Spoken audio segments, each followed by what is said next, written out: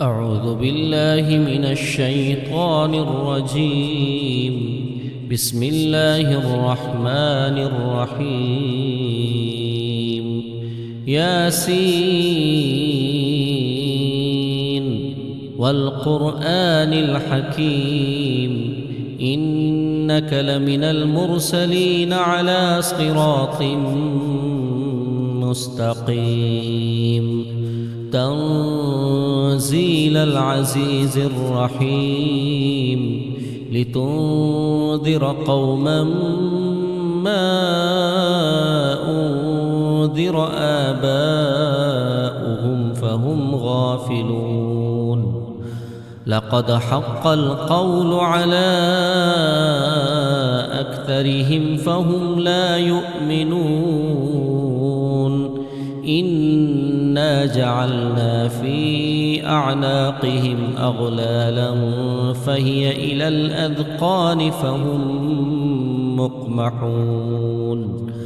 وجعلنا من بين أيديهم سدا ومن خلفهم سدا فأغشيناهم فهم لا يبصرون. وسواء عليهم أأنذرتهم أم لم تنذرهم لا يؤمنون. إنما تنذر من اتبع الذكر وخشي الرحمن بالغيب فبشره بمغفرة وأجر كريم.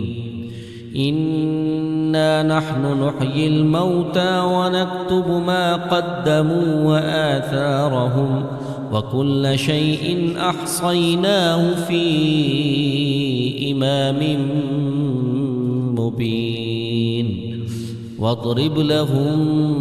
مثلا أصحاب القرية إذ جاءها المرسلون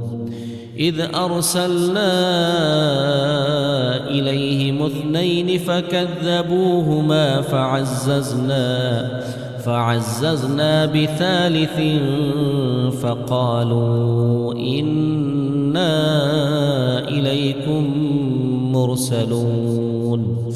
قالوا ما أنتم إلا بشر مثلنا وما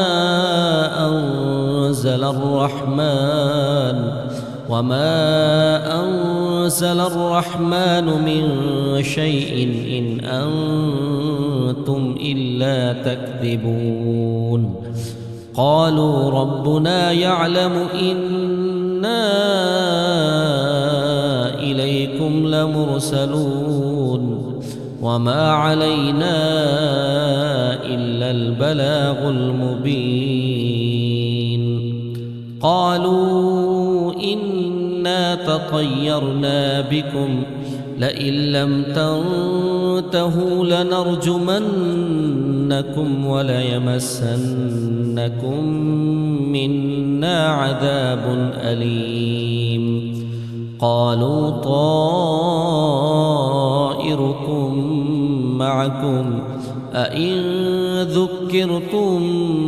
بل أنتم قوم مسرفون. وجاء من أقصى المدينة رجل يسعى قال يا قوم اتبعوا المرسلين اتبعوا من لا يسألكم أجرا وهم مهتدون. وما لي لا أعبد الذي فطرني وإليه ترجعون. أأتخذ من دونه آلهة إن يردني الرحمن بضر لا تغن عني شفاعتهم شيئا ولا ينقذون. إني إذا لفي ضلال مبين. إني آمنت بربكم فاسمعون قيل ادخل الجنة قال يا ليت قومي يعلمون بما غفر لي ربي وجعلني من المكرمين وما أنزلنا على قومه من بعده من جند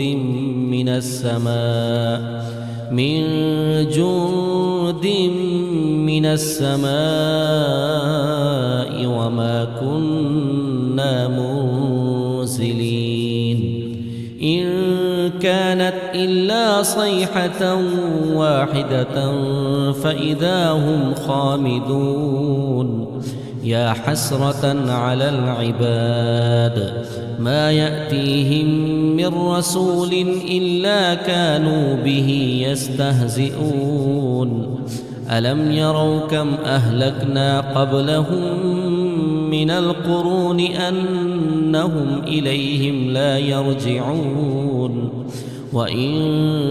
كل لما جميع لدينا محضرون وآية لهم الأرض الميتة أحييناها وأخرجنا منها حبا فمنه يأكلون وجعلنا فيها جنات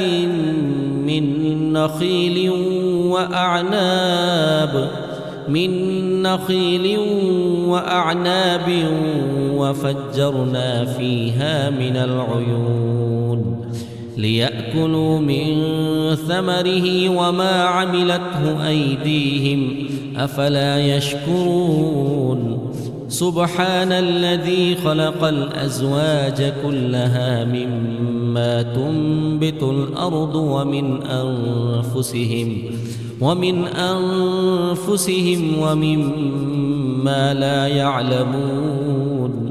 وآية لهم الليل نسلخ منه النهار فإذا هم مظلمون والشمس تجري لمستقر لها ذلك تقدير العزيز العليم والقمر قدرناه منازل حتى عاد كالعرجون القديم لا الشمس ينبغي لها أن تدرك القمر ولا الليل سابق النهار وكل في فلك يسبحون وآية لهم أنا حملنا ذريتهم في الفلك المشحون وخلقنا لهم من مثله ما يركبون وإن نشأ نغرقهم فلا صريخ لهم ولا هم ينقذون إلا رحمة منا ومتاعا إلى حين وإذا قيل لهم اتقوا ما بين أيديكم وما خلفكم لعلكم ترحمون وما تأتيهم من آية من آيات ربهم إلا كانوا عنها معرضين وإذا قيل لهم أنفقوا مما رزقكم الله قال الذين كفروا للذين آمنوا أنطعم من لو يشاء الله أطعمه إن أنتم إلا في ضلال مبين ويقولون متى هذا الوعد إن كنتم صادقين ما ينظرون إلا صيحة واحدة تأخذهم وهم يخصمون فلا يستطيعون توصية ولا إلى أهلهم يرجعون ونفخ في الصور فإذا هم من الأجداث إلى ربهم ينسلون قالوا يا ويلنا من بعثنا من مرقدنا هذا ما وعد الرحمن وصدق المرسلون إن كانت إلا صيحة واحدة فإذا هم جميع لدينا محضرون فاليوم لا تظلم نفس شيئا ولا تجزون إلا ما كنتم تعملون إن أصحاب الجنة اليوم في شغل فاكهون هم وأزواجهم في ظلال على الأرائك متكئون لهم فيها فاكهة ولهم ما يدعون سلام قولا من رب رحيم وامتازوا اليوم أيها المجرمون ألم أعهد إليكم يا بني آدم ألا تعبدوا الشيطان إنه لكم عدو مبين وأن اعبدوني هذا صراط مستقيم ولقد أضل منكم جبلا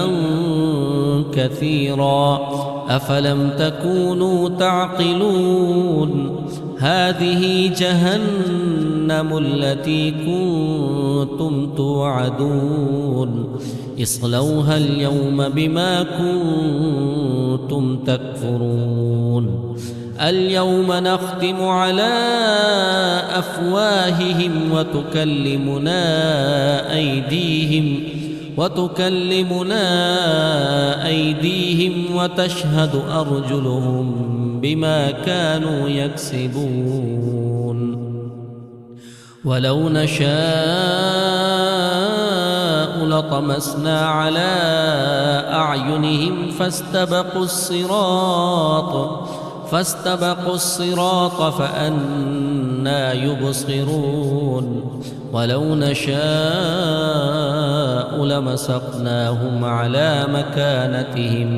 على مكانتهم فما استطاعوا مضيا ولا يرجعون ومن نعمره ننكسه في الخلق أفلا يعقلون وما علمناه الشعر وما ينبغي له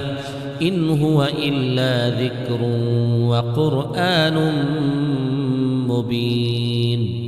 لينذر من كان حيا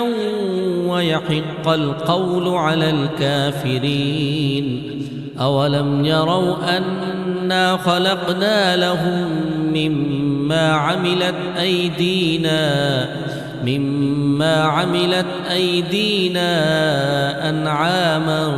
فهم لها مالكون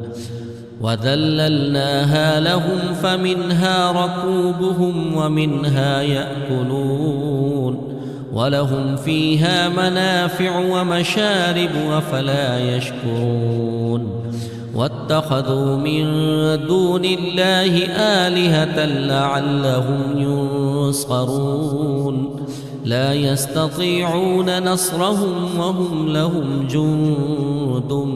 محضرون فلا يحزنك قولهم إنا نعلم ما يسرون وما يعلنون أولم ير الإنسان أنا خلقناه من نطفة فإذا هو خصيم مبين وضرب لنا مثلا ونسي خلقه قال من يحيي العظام وهي رميم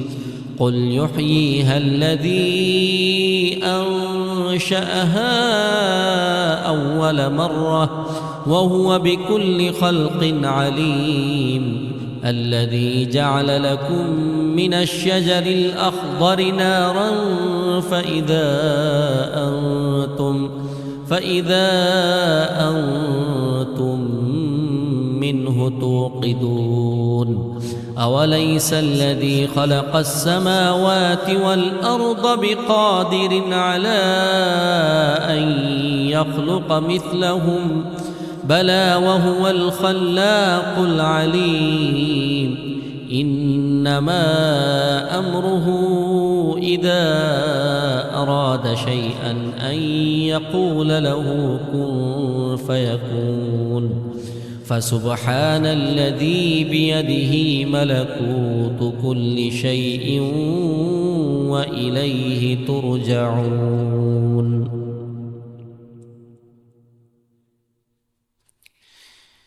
بسم الله الرحمن الرحيم. الرحمن علم القرآن خلق الإنسان علمه البيان الشمس والقمر بحسبان والنجم والشجر يسجدان والسماء رفعها ووضع الميزان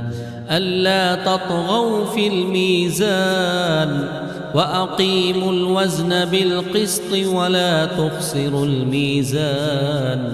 والأرض وضعها للأنام فيها فاكهة والنخل ذات الأكمام والحب ذو العصف والريحان فبأي آلاء ربكما تكذبان خلق الإنسان من صلصال كالفخار وخلق الجان من مارج من نار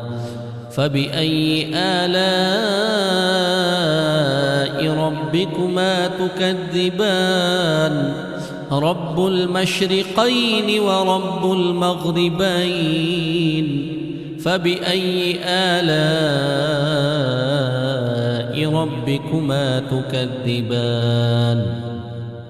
مرج البحرين يلتقيان بينهما برزخ لا يبغيان فبأي آلاء ربكما تكذبان يخرج منهما اللؤلؤ والمرجان فبأي آلاء ربكما تكذبان وله الجوار المنشآت في البحر كالأعلام فبأي آلاء ربكما تكذبان كل من عليها فان ويبقى وجه ربك ذو الجلال والإكرام فبأي آلاء ربكما تكذبان يسأله من في السماوات والأرض كل يوم هو في شأن فبأي آلاء ربكما تكذبان سنفرغ لكم أيها الثقلان فبأي آلاء ربكما تكذبان يا معشر الجن والإنس إن استطعتم أن تنفذوا من أقطار السماوات والأرض فانفذوا لا تنفذون إلا بسلطان فبأي آلاء ربكما تكذبان يرسل عليكما شواظ من نار ونحاس فلا تنتصران فبأي آلاء ربكما تكذبان فإذا انشقت السماء فكانت وردة كالدهان فبأي آلاء ربكما تكذبان فيومئذ لا يسأل عن ذنبه إنس ولا جان فبأي آلاء ربكما تكذبان يعرف المجرمون بسيماهم فيؤخذ بالنواصي والأقدام فبأي آلاء ربكما تكذبان هذه جهنم التي يكذب بها المجرمون يطوفون بينها وبين حميم آن فبأي آلاء ربكما تكذبان ولمن خاف مقام ربه جنتان فبأي آلاء ربكما تكذبان ذواتا أفنان فبأي آلاء ربكما تكذبان فيهما عينان تجريان فبأي آلاء ربكما تكذبان فيهما من كل فاكهة زوجان فبأي آلاء ربكما تكذبان متكئين على فرش بطائنها من استبرق وجنى الجنتين دان فبأي آلاء ربكما تكذبان فيهن قاصرات الطرف لم يطمثهن إنس قبلهم ولا جان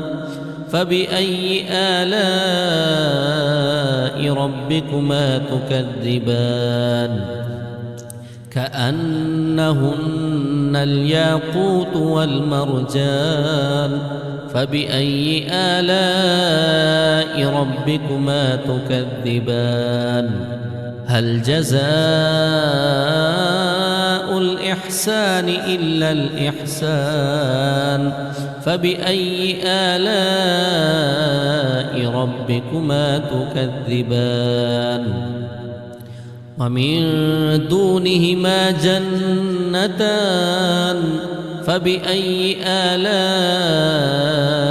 ربكما تكذبان مدهامتان فبأي آلاء ربكما تكذبان فيهما عينان نضاختان فبأي آلاء ربكما تكذبان فيهما فاكهة ونخل ورمان فبأي آلاء ربكما تكذبان فيهن خيرات حسان فبأي آلاء ربكما تكذبان حور مقصورات في الخيام فبأي آلاء ربكما تكذبان لم يطمثهن إنس قبلهم ولا جان فبأي آلاء ربكما تكذبان متكئين على رفرف خضر وعبقري حسان فبأي آلاء ربكما تكذبان تبارك اسم ربك ذي الجلال والإكرام. بسم الله الرحمن الرحيم. إذا وقعت الواقعة ليس لوقعتها كاذبة خافضة رافعة إذا رجت الأرض رجا وبست الجبال بسا فكانت هباء منبثا وكنتم أزواجا ثلاثة فأصحاب الميمنة ما أصحاب الميمنة وأصحاب المشأمة ما أصحاب المشأمة والسابقون السابقون أولئك المقربون في جنات النعيم ثلة من الأولين وقليل من الآخرين على سرر موضونة متكئين عليها متقابلين يطوف عليهم ولدان مخلدون بأكواب وأباريق وكأس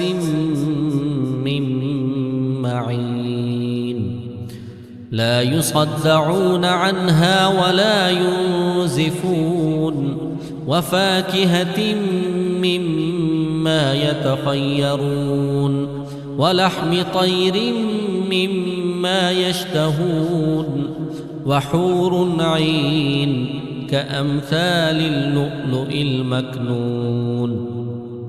جزاء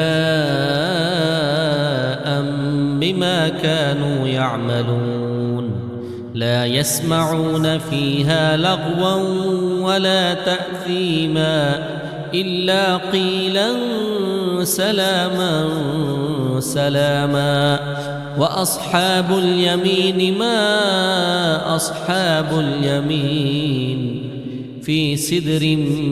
مخضود وطلح منضود وظل ممدود وماء مسكوب وفاكهة كثيرة لا مقطوعة ولا ممنوعة وفرش مرفوعة إنا أنشأناهن إن شاء فجعلناهن أبكارا عربا أترابا لأصحاب اليمين ثلة من الأولين وثلة من الآخرين وأصحاب الشمال ما أصحاب الشمال في سموم وحميم وظل من يحموم لا بارد ولا كريم إنهم كانوا قبل ذلك مترفين وكانوا يصرون على الحنث العظيم وكانوا يقولون أإذا متنا وكنا ترابا وعظاما أإنا لمبعوثون أو آباؤنا الأولون قل إن الأولين والآخرين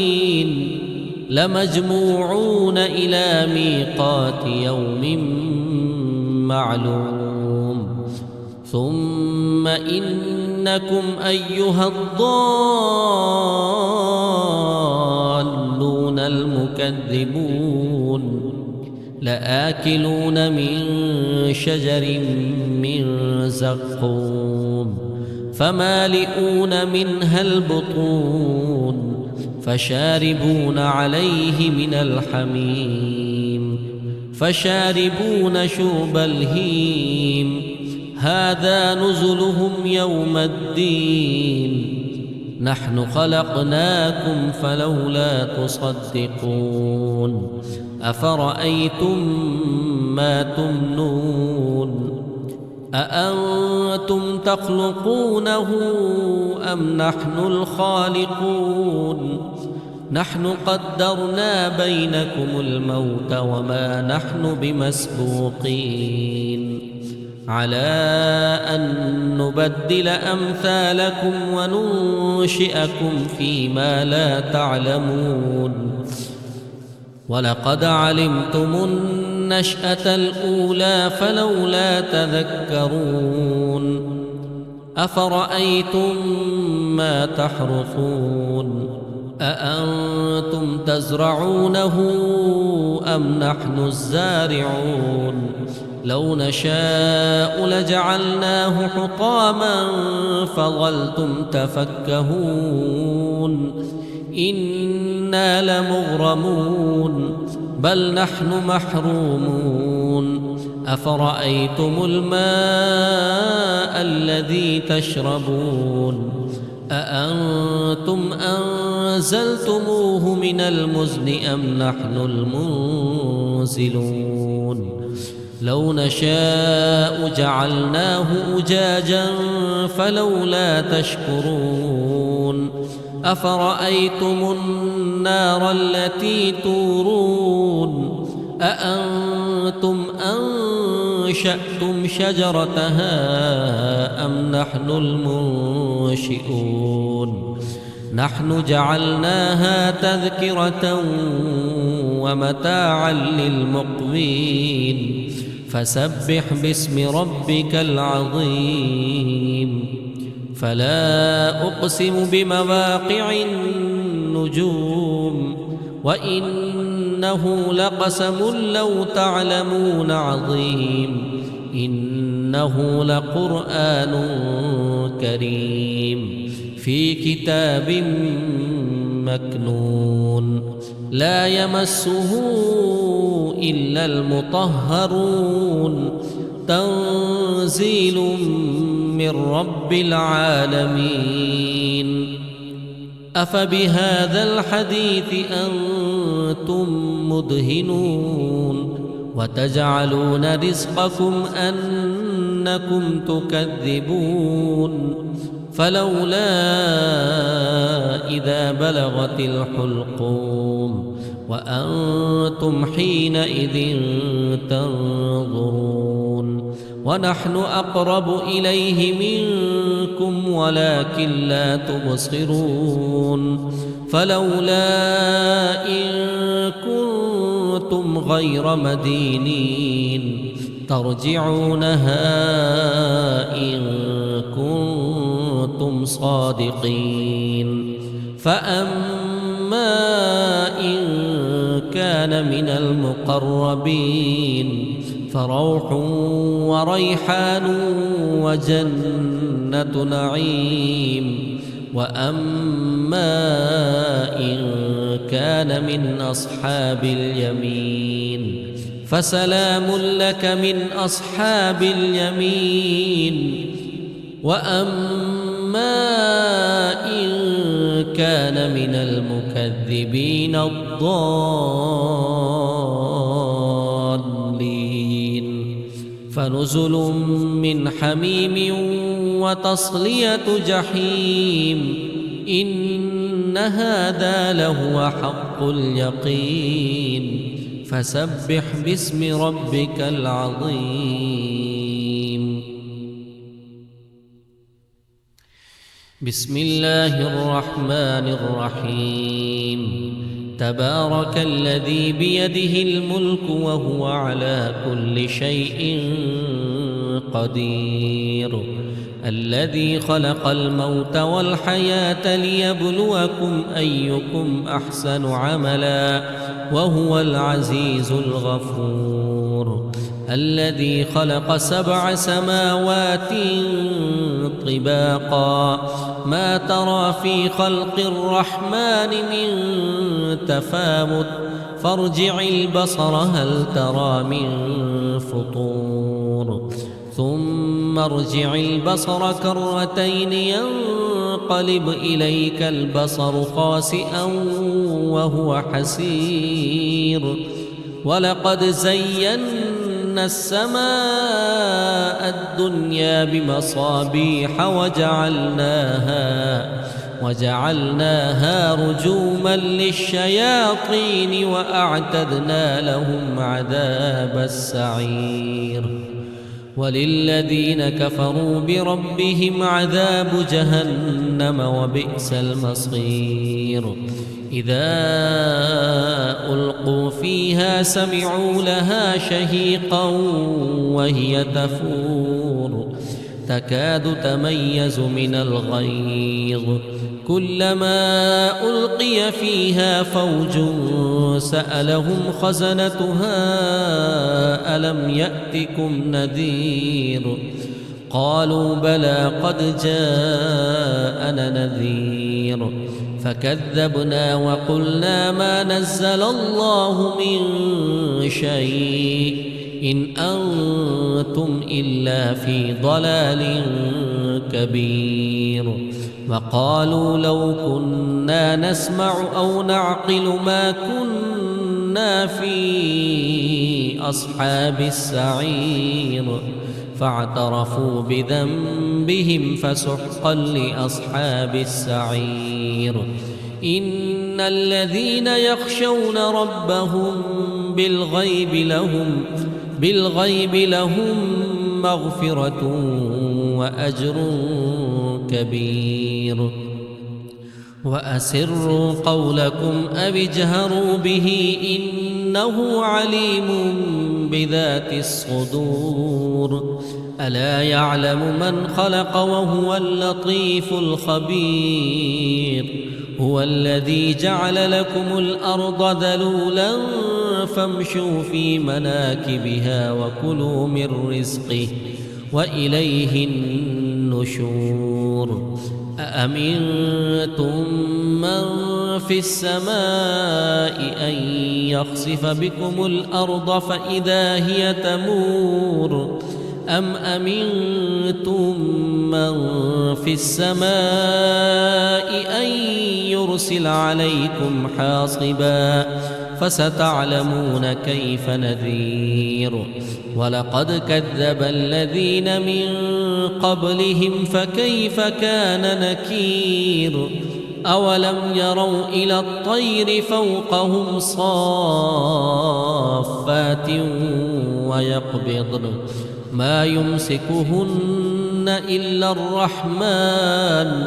إنه بكل شيء بصير أمن هذا الذي هو جند لكم ينصركم من دون الرحمن إن الكافرون إلا في غرور أمن هذا الذي يرزقكم إن أمسك رزقه بل لجوا في عتو ونفور أفمن يمشي مكبا على وجهه أهدى أمن يمشي سبيا على صراط مستقيم قل هو الذي أنشأكم وجعل لكم السمع والأبصار والأفئدة قليلا ما تشكرون قل هو الذي ذرأكم في الأرض وإليه تحشرون ويقولون متى هذا الوعد إن كنتم صادقين قل إنما العلم عند الله وإنما أنا نذير مبين فلما رأوه زلفة سيئت وجوه الذين كفروا وقيل هذا الذي كنتم به تدعون قل أرأيتم إن أهلكني الله ومن معي أو رحمنا فمن يجير الكافرين من عذاب أليم قل هو الرحمن آمنا به وعليه توكلنا فستعلمون من هو في ضلال مبين قل أرأيتم إن أصبح ماؤكم غورا فمن يأتيكم بماء معين بسم الله الرحمن الرحيم يا أيها المزمل قم الليل إلا قليلا نصفه أو انقص منه قليلا أو زد عليه ورتل القرآن ترتيلا إنا سنلقي عليك قولا ثقيلا إن ناشئة الليل هي أشد وطئا وأقوم قيلا إن لك في النهار سبحا طويلا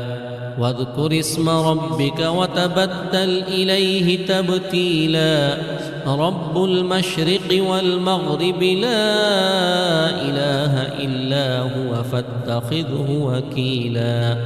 واصبر على ما يقولون واهجرهم هجرا جميلا وذرني والمكذبين أولي النعمة ومهلهم قليلا إن لدينا أنكالا وجحيما وطعاما ذا غصة وعذابا أليما يوم ترجف الأرض والجبال وكانت الجبال كثيبا مهيلا إنا أرسلنا إليكم رسولا شاهدا عليكم كما أرسلنا إلى فرعون رسولا فعصى فرعون الرسول فأخذناه أخذا وبيلا فكيف تتقون إن كفرتم يوما يجعل البلدان شيبا السماء منفطر به كان وعده مفعولا إن هذه تذكرة فمن شاء اتخذ إلى ربه سبيلا إن ربك يعلم أنك تقوم أدنى من ثلثي الليل ونصفه وثلثه وطائفة من الذين معك والله يقدر الليل والنهار علم أن لن تحصوه فتاب عليكم فاقرؤوا ما تيسر من القرآن علم أن سيكون منكم مرضى وآخرون يضربون في الأرض يبتغون من فضل الله وآخرون يقاتلون في سبيل الله فاقرؤوا ما تيسر منه وأقيموا الصلاة وآتوا الزكاة وأقرضوا الله قرضا حسنا وما تقدموا لأنفسكم من خير تجدوه عند الله هو خيرا وأعظم أجرا واستغفروا الله إن الله غفور رحيم